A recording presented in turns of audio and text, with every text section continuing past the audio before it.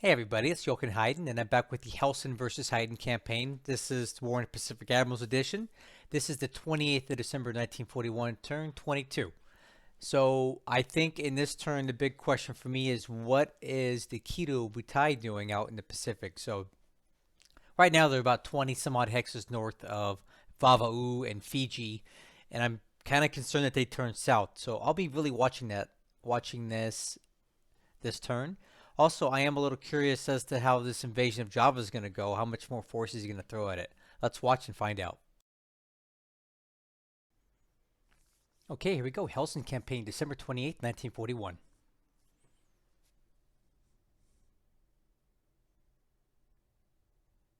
Okay, looks like he grabs a base just south of Singapore. Coast Watchers are reporting some ships in port. Yeah, and he's offloading some more stuff at Iraq and Kalachadi. Takes a lot of losses on this one. Uh, yeah, but because it's the size of the unit that he's bringing in. He's bringing in an entire division, which has look how it's split up in all these different pieces just to make it fit. So you're going to lose a lot of stuff unloading the ship, but man, another division.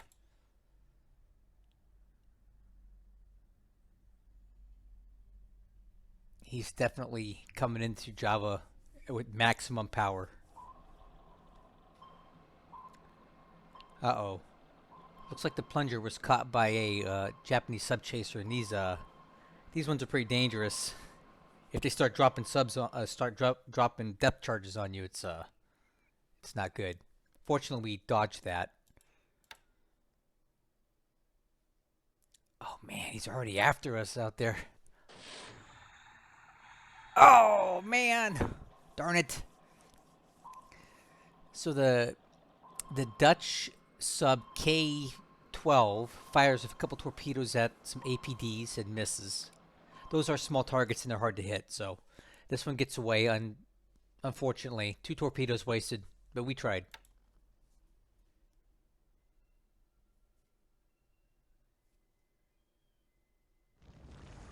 Hmm. These are some ships that were already damaged during the previous turn. They didn't quite make it in.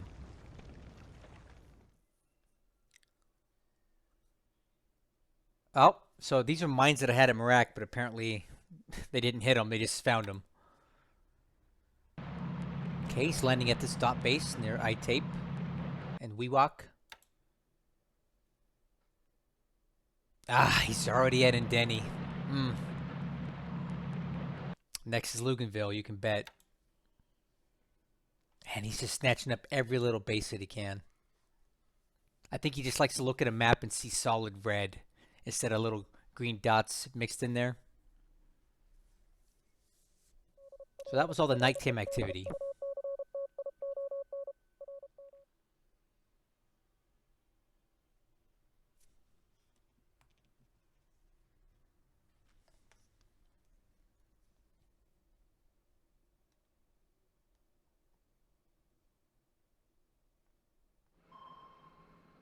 Man, check that out. We already have Japanese subs out here. That's that's concerning. Let's see if the ISIS can do something about it.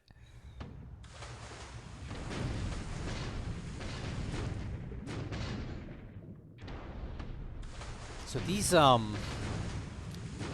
these British destroyers, they don't give up easily. They normally fight a little harder than that. But it does appear that the I-121 was driven south, and now we know that he's got subs parked out here. So we're gonna have to go way further out going forward.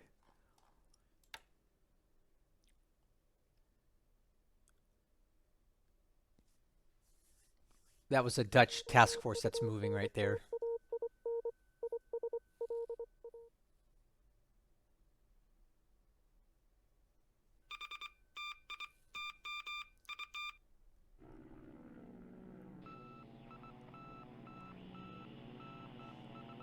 These are our PBY spotting stuff.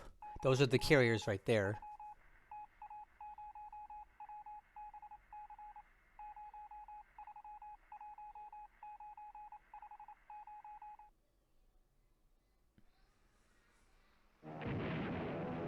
Oh, so much for that guy. Who just had a PBY to shot down. Probably a Dutch one. Alright, and here begins the bombing of China. This is going to be a mess. Yeah, look at that. Is that clear terrain? Man, that's a lot of losses. Okay, we got some bombing here in Malaya now. Alloy Star. He's probably softening it up. Some Tojo's doing something here. I guess a sweep. Okay, sweep at 10,000 feet. Followed by some Sallies hitting these guys. A lot of losses there.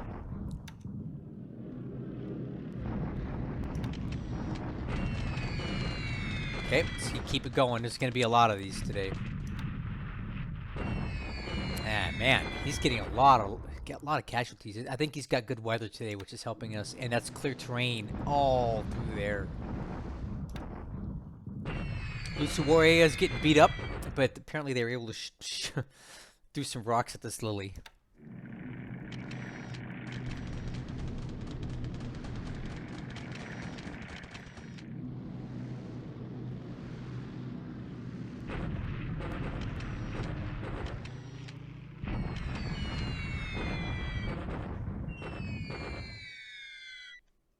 Okay.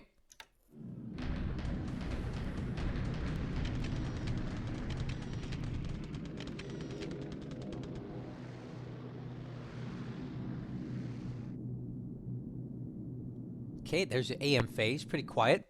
Let's see what happens in the PM phase here.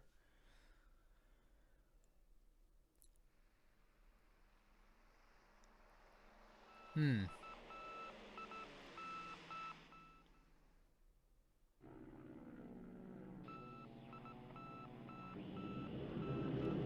lot of sightings out in the Pacific right now.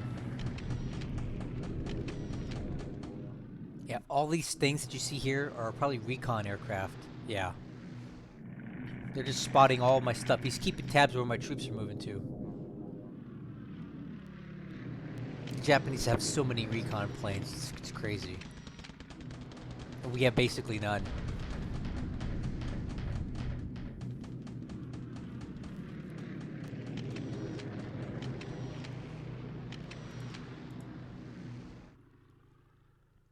Okay, well that was an overall pretty quiet PM phase as well. We got off more or less scot-free. Some China losses, but nothing major. Okay, and again, the minefield at Marak, that's our minefield, but it's not doing us any good there.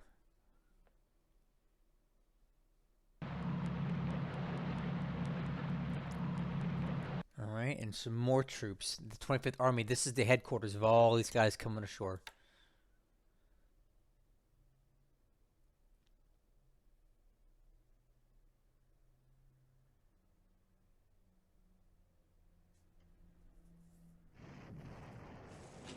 I knew this was coming. This is completely unsurprising, but this unit did its job. It stopped these guys for a day.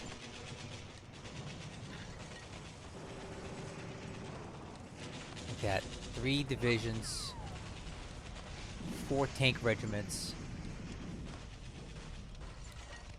There it is, 1,500 AV coming up the road right here. And that unit is eradicated. But you know what? I kind of knew that it would be. And I threw it out there just to slow him down. Alright, and finally these guys showed up. So now we know he's got 2 more divisions here, another mixed brigade, and 4 tank regiments. So basically a very similar composition here as here. So this unit is sacrificial in that I left it there just to stop these guys from continuing to drive down the road. Alright, let's get to the point here. And that unit is destroyed. 1,300 AV there. Okay, so now we know he's got 1,300 AV in here, 1,500 there. 65th Brigade. Typically you would see this in the Philippines. That's like the stock place for them to go. And historically the 65th Brigade was used in the Philippines, but for whatever reason Hellsen has elected to use it in Malaya, which is fine. Am I reading this correctly? Oh, okay. We did retreat. Okay, I didn't see, I was wondering if we'd stayed and fought. I'm surprised this unit actually survived it. This is RAF headquarters. I think we might be able to hold this off. Let's see. No. Wow, these guys just folded up like a suitcase. Man. Would have been nice if they had attempted to maybe survive it a turn. So despite the fort level, despite the terrain, you know, it wasn't enough. We take more losses there. Look at those losses. Jeez. All right, and the entire 18th Division is now attacking at Merak. Obviously, it'll take it without any fight at all.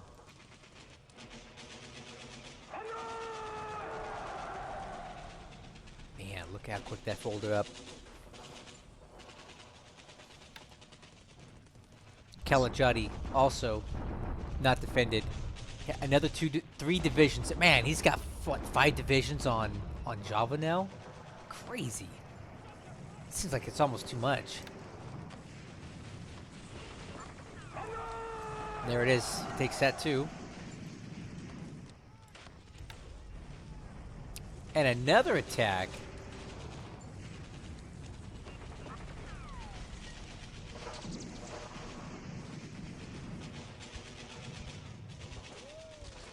Look at that. A single tank regiment takes out all of these units. Crazy. And he's just pushing us around here. All he needs is one tank regiment to do all this damage.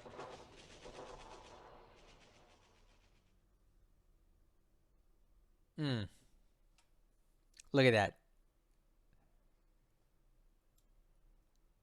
More losses. Wow. All right, and this guy's taking Cape Gloucester. That'll be a freebie because we're not there. Wow, he took a lot of bases this turn.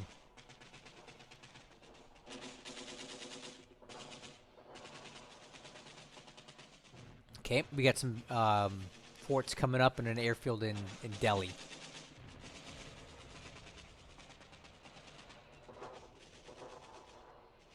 Man, he took a lot of bases this turn. Got off more or less lucky with the air and the naval stuff this turn, but on the ground we got our butt kicked. And really, there's nothing we could do to stop that, any of that.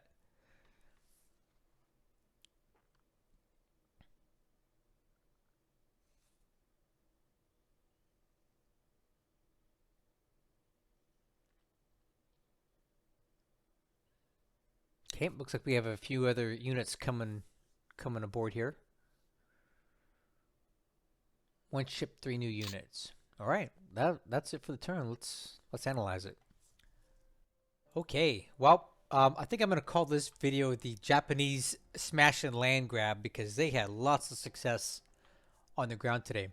We'll go ahead and start with our usual routine. We'll look at the intelligence report for this turn and looking at aircraft losses. Today, it's 3-4, so not a great trade. 3 for us, for him. He lost a Topsy, a Babs, a Pete, and a 0, and we lost an American and a Dutch PBY, and a Catalina as well. This Catalina 1 is probably Australian or British. So 3 of our patrol planes, man, that's... I have to get ahead of this now before it gets out of control because in my other campaign, I've lost so many PBYs, it's not even funny. Looking at the top pilots this turn, 1 wounded, 1 KIA out of those 3. Let's see if we can figure out who we're getting back here.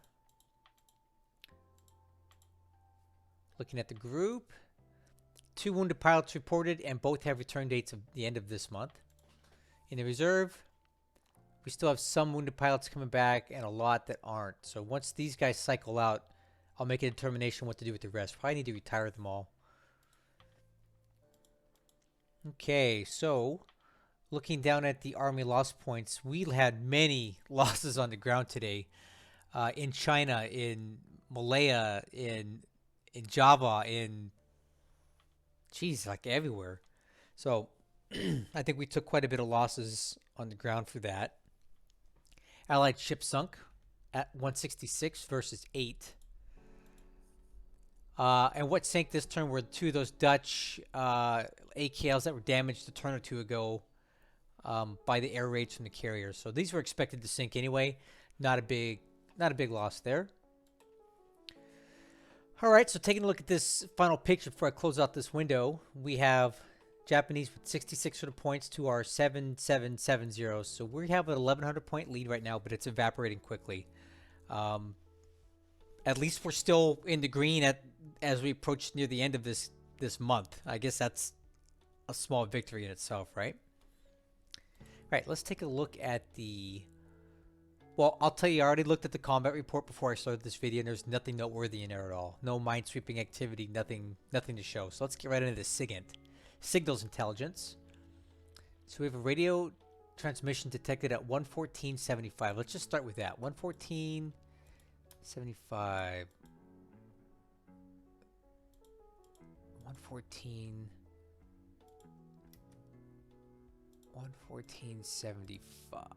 That's going to be somewhere over here. 114.75. Okay, radio traffic located here. So is that a convoy going out? Is that a convoy coming back? It's hard to say, but hopefully we can get this guy to pass through our sub forces here. If he's returning, he could be returning to Tokyo, Nagoya, anywhere. So assuming he's actually coming back, let's keep an eye on that. SIGINT's good to let you know where something's out in the middle of nowhere. Continuing on. Heavy radio traffic at Babel, Jaluit. Alright, so we have... Well, none of these are repeats. So what we need is a repeat. To get some good detail out of the SIGINT, like at a base, you want two mentions of radio traffic at that base in one turn, and then you'll get to see more stuff there. Okay, look at this. Heavy volume of radio transmissions at 106, 124. 106, 124. Oh, that's right here. So whatever's in that task force is emitting a lot of radio traffic. So there you go.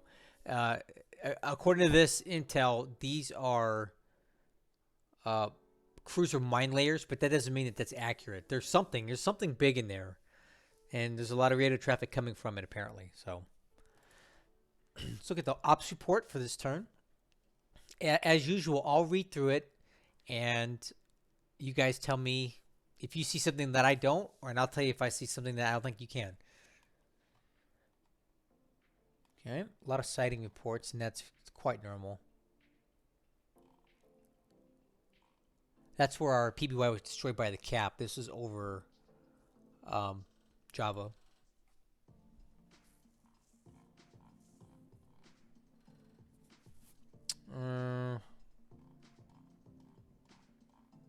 It's a lot of sighting reports. Troop transports here. Oh, the Walk, the ship that was destroyed, that damaged in the collision of San Diego, has been repaired.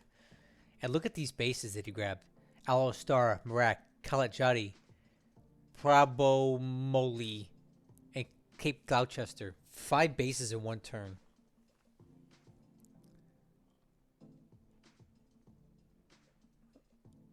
Alright, so we got an Indian division taking replacements at Karachi, a new ship available in Bombay, a combat engineer battalion at Seattle, and this unit in New Zealand. I'm not familiar with this one. Waikato Mounted Rifle Regiment. Interesting. Let's see what that is. I'm not familiar with that one.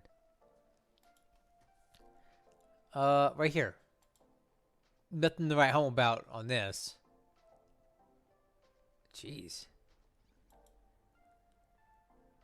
I don't even know if this is even any good, but no, we'll let them build up and see what it comes up to. Or better yet, let's not. No upgrade, no replacement, because I don't even... This unit can never leave the island, so I don't even know if I want to build up a unit that I can't take anywhere. This one I could. This Auckland one can go. So if I was going to send a replacement to go to this one, because I can actually move this to another place by changing the command. Can't do that with the other one.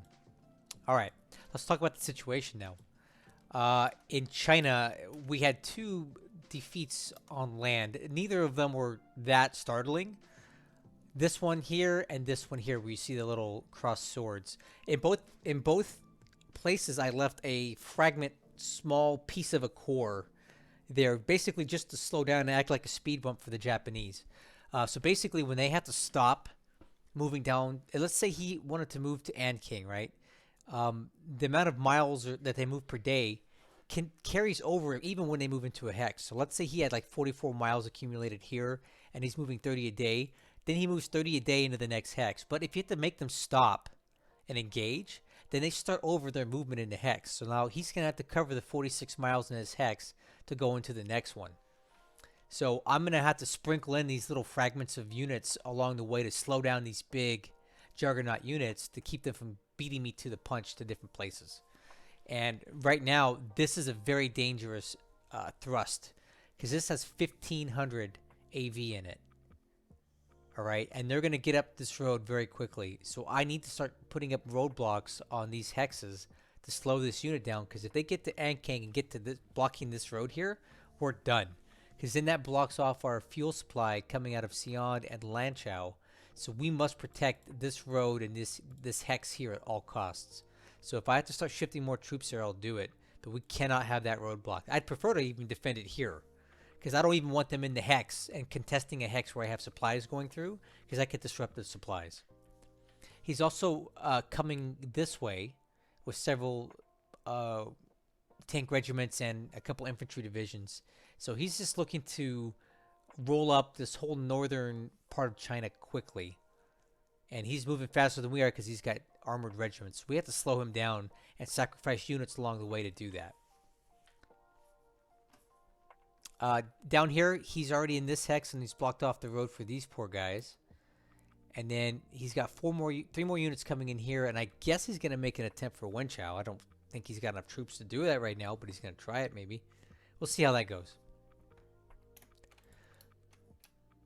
In Burma, the only thing to report is that he's got these 2 units here of unknown size, apparently enough to do some damage, moving towards mole mines. So I'm already packing up what I can. And I'm going to get him out of here, because we are not going to stay and fight any of these guys. There's no point. So pretty soon when he gets towards Rangoon, we will retreat out of there as well. I'm not going to leave troops here for him to kill just for fun. There's no point. Something finally noteworthy over here. We know that he now has submarines operating off this edge of India, which we did not know before. So I don't really have good ASW aircraft or pilots yet, so that's going to be an issue. We need to get something up here soon so we can protect against that, because it was the Prince of Wales task force that was intercepted. Fortunately, the ISIS scared him off, right? But I don't need the Prince of Wales eating torpedoes out here right now. So now that I know he's got subs operating in this area, we need to go wide around the Maldives Islands to avoid that. I can't be losing ships to subs over here right now. It's just too important. So that's something that's going to cause me some delays, is keeping an eye on all this and organizing my convoys now so that they don't get intercepted by submarines. That wasn't a thing before, but now it is. He had a victory here at Aloe Star, and now his troops are continuing to move south. And he's just going to start defeating these units in detail, 1 hex at a time. These guys are all done for. Matter of time. Nothing I can do to stop any of this now. He had a victory here as well and beat our units even more into submission. And now we're just going to have to keep retreating until we're completely destroyed. I think I'm just going to tell these guys to basically move to Benkolin and die there.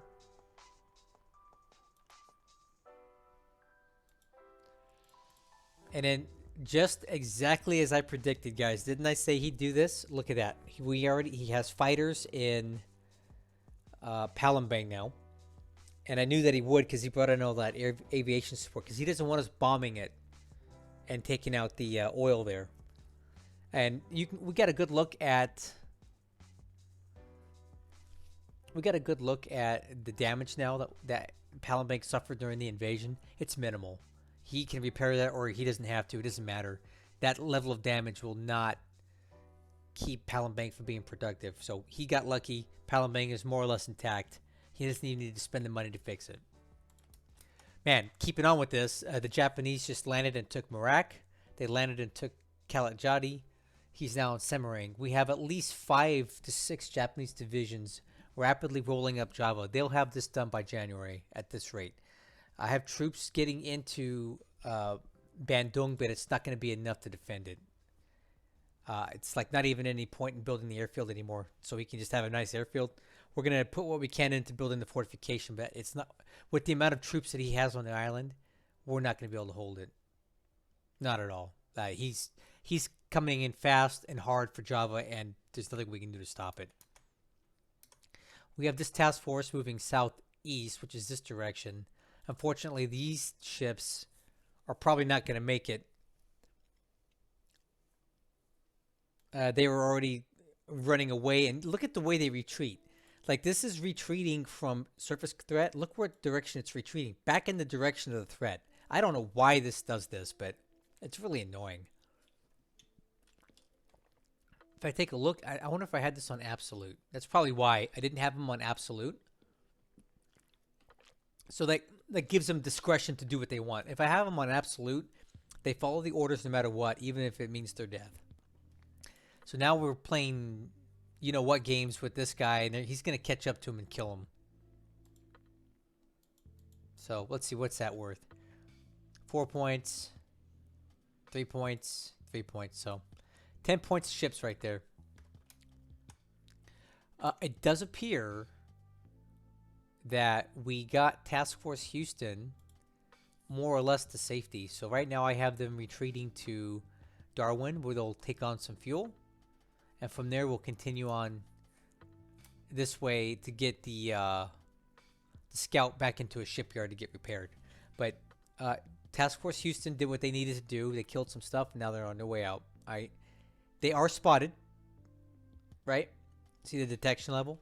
However, I don't think he's going to be able to get aircraft in there fast enough to stop them. So we should be able to make it out of there fine. We just have a lot of ships retreating right now from Java. As you can see, these are all heading back towards Perth. We have other ships dumping off fuel in Perth, and this is all fuel from the Dutch East Indies. So I got out what I could, maybe about 100,000 tons of fuel total before he shut it down. We had a little more fuel coming in from Cape Town there. So I'm doing what I can to get fuel into Perth from both directions for the time being while we still can. Over here in Australia, on this side, the east side, very, very quiet. No activity whatsoever. Also, over here, it's been pretty quiet at Port Moresby.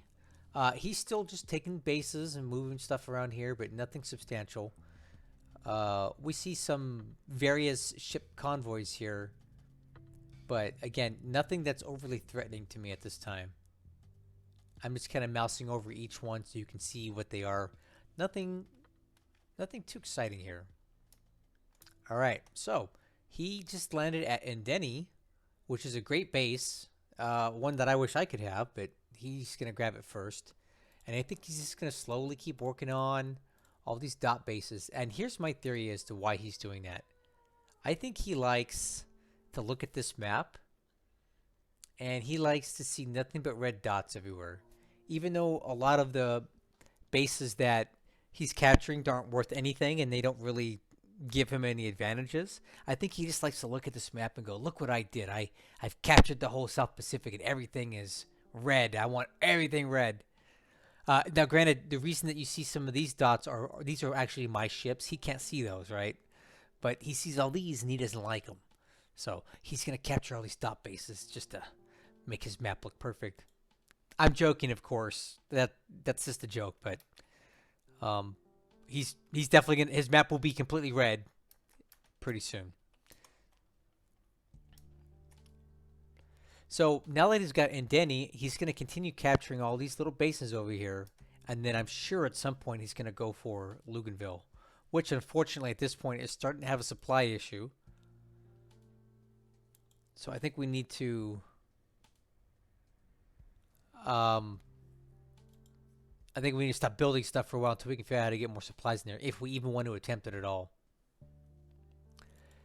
So I think the last thing to discuss in this video is this. So these are the Kido Butai guys. Now we only see one task force right now because he's getting kind of far out of range here. He's just coming out of range of these guys, and he's just coming into range of these guys. So we don't have great spotting on there yet.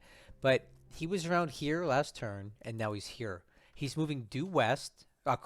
Due east. And out to this direction, we have Canton Island.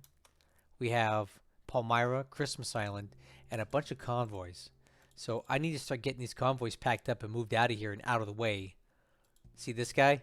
This is absolutely a showstopper if we keep going this way. So we're going to turn about face and go the other way until we figure out what direction this task force is moving in. But for whatever reason, he's heading east, and I don't really know why. I don't know how far he can truly operate from here. So, he's going to be probably getting close to the edge of endurance before he wants to head back. But be that as it may, the Kido Butai is here north of the Alice Islands, heading towards Canton. Your guess is as good as mine as to where he's going and why he's doing that. Put your theories in the comments section if you think you know where he's going and why, because I don't know. But in the meantime, he is not appearing to steer towards Vaba'u, so that gives us at least another full turn to unload stuff. And as of right now, this is what we're currently unloading. Okay, and this is what we've got on the island now. It's not great, but it's something. We do have a lot of engineers, which is excellent, because this whole island needs to be terraformed. If you look at this, the port capacity is basically 1, which is useless. The airfield capacity is 0. The fortification level is 0. So we're going to have to basically build this base up from scratch. But it will be a great base. We'll have a port size of 6, airfield size of 7. And it'll be an excellent operating base in this part of the world. If I get some AKEs in there, some ARs, just, you know, the support ships, I can make it a fully functioning naval base. Get more naval support there. This island will be fully functional and useful. I just got to get the stuff in there before it's too late. And this is the threat, but we do have time. He's 25 hexes away, and he can move at most at full speed, which I don't see him doing often. He can full speed about 18 hexes away, somewhere in here, which would put it at the extreme outer edge of strike distance for his carriers, but I don't think he's trying to do that right now. He's heading due east. Again, I don't know why. And I don't think it's his style to do the Lodric style full speeding in from thin air into places. That's not what he does. Because he doesn't want to burn the fuel. He's conservative in as much as he wants to have that fuel for emergencies to egress and not ingress. Because once you burn that fuel going a full speed move for a turn, you burned up all the fuel in your destroyers, and now you're really stuck going mission speed or cruise speed only after that. And I don't think Hellsen, being so far away from his base of operations, which is basically truck, I don't think he wants to be full speeding around out here right now. So we have about a day to react in any direction he wants to go. All right, that's it for this video. As always, I want to thank you guys for watching it and supporting me, coming to my Discord, leaving your comments, clicking the like button or the dislike button if you don't like what I'm saying. One thing I'd like to point out to you this turn is that I'm recording the video in a different style as far as OBS and the recording settings. I'm trying to get a little more crisp presentation because lately I've been watching some of my videos on YouTube and they don't seem as crisp as I think they should be. So I've really turned up the bit rate on this so that it looks better. If you notice an increase in quality, please let me know in the comments if this video looks better, worse, or the same, because I want to make this a nicer, cleaner presentation for everybody. So let me know if it looks good. Until next time, I'll catch you later.